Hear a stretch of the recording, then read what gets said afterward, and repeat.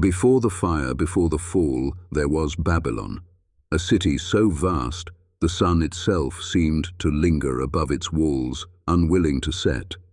Its gates were plated with bronze, its towers shone like hammered gold, and its river, the Euphrates, ran through its heart like a vein of light. It was called the jewel of the world. Merchants from Egypt, Greece, and India crossed deserts just to see its gardens. The hanging gardens, they said, where trees grew from stone and water fell like rain in the desert. From his throne, the young king Belshazzar looked down upon it all. He believed Babylon could never fall. Why should it? Its walls were 40 cubits thick, its gates unbreakable, its towers guarded by legions who had never known defeat. But beyond those walls, far in the shadows of the plains, an army waited. The banners of Persia fluttered beneath the night wind. Their leader, Cyrus the Great, had come to claim what prophecy had promised him, the empire of Babylon. Inside the city, no one feared. They trusted their walls. They trusted their king, and their king trusted nothing but himself. That night Belshazzar called for a feast.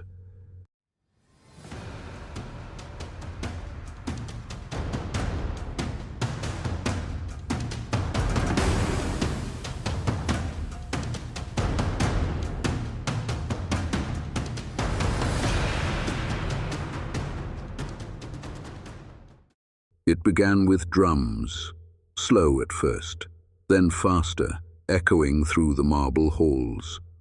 Torches burned high, musicians filled the air with flutes and strings, and golden cups clinked as laughter shook the palace.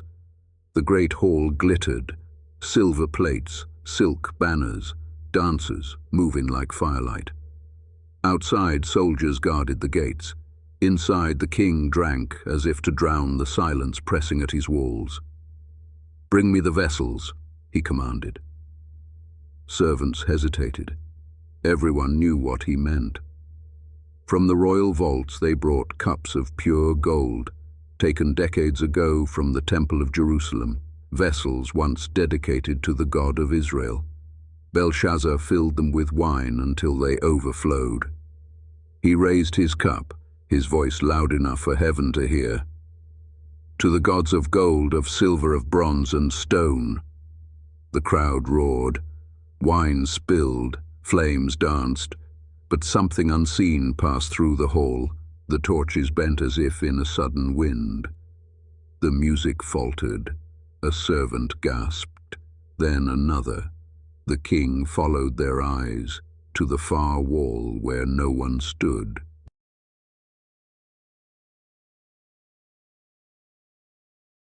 At first it looked like smoke, then light, then shape.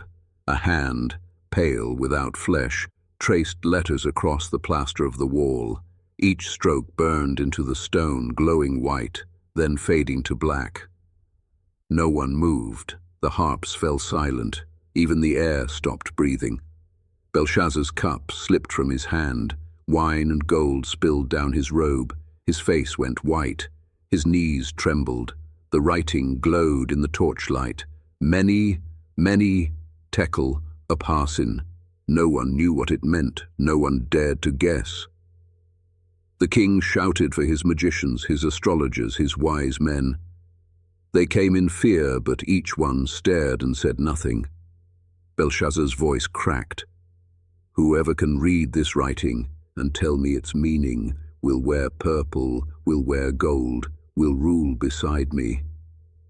But the words burned on in silence. No one could read them.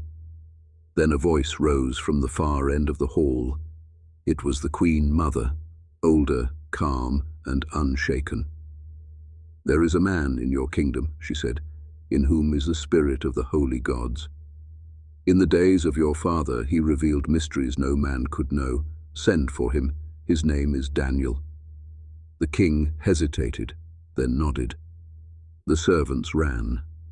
The feast waited. And from the shadows of the city came an old man, his robe plain, his eyes steady, as if he had seen this night written long ago.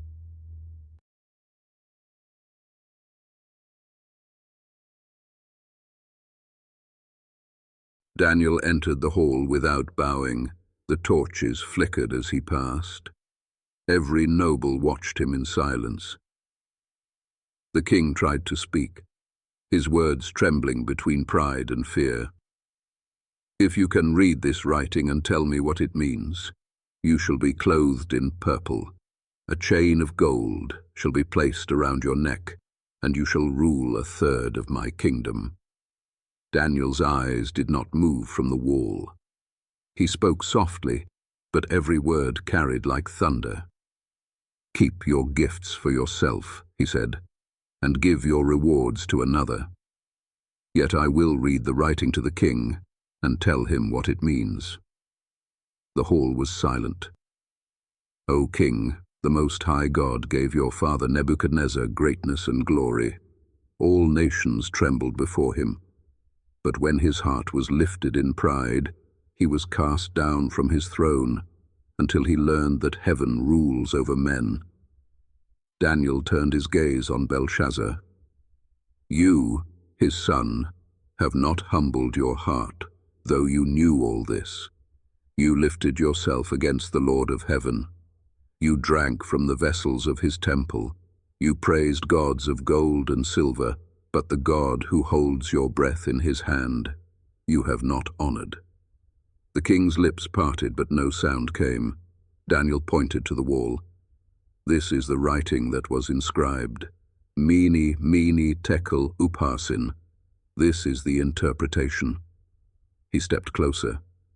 "Mene, God has numbered your kingdom and brought it to an end.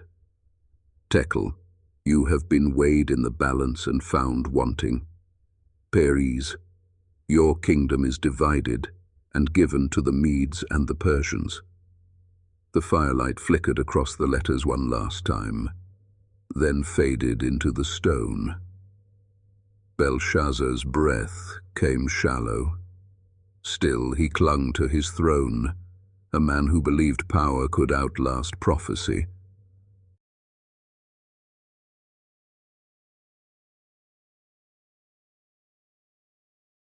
Outside the walls, the Persians waited. They had watched the gates, the towers, the guards who laughed from above. Cyrus had learned the secret. The river was the key. His men dammed the Euphrates upstream. The water that once filled the city's heart drained into the desert, and where the river had been, a road of mud appeared.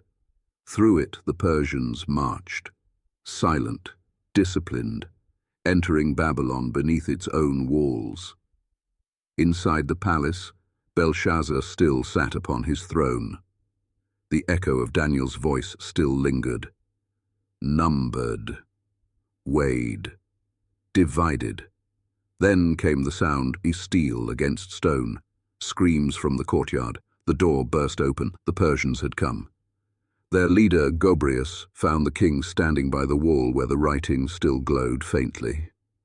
There was no battle, no final speech, only the soft sound of a sword leaving its sheath. By dawn, the city was silent. The banners of Cyrus the Great hung from Babylon's towers. The empire of gold was gone, not destroyed by force but by arrogance.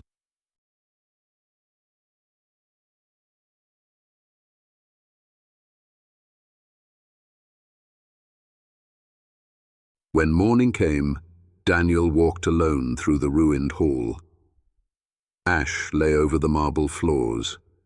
The golden vessels were overturned. The wall, still marked with faint letters, glowed in the sunlight like old scars.